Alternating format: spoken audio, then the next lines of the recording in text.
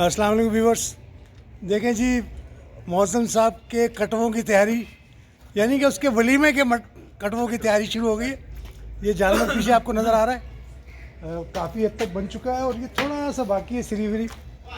और ये हमारे कज़न हैं।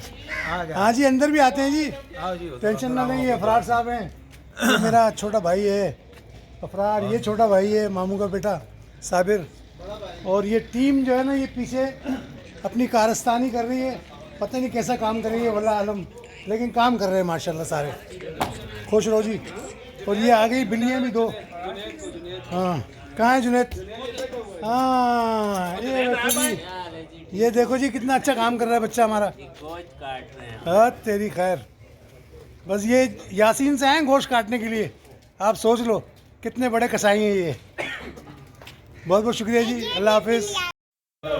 अच्छा जी व्यूवर्स, देखें ये गोश्त जो है वो कट रहा है और तैयार हो चुका है तकरीबन, लेकिन साथ साथ कटिंग जारी है।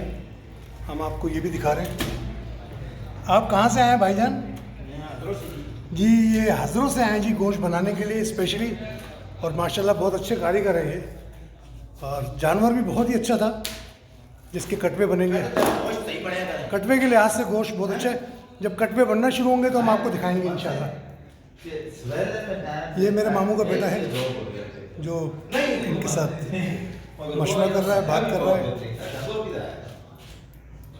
ये अफरार है हमारा।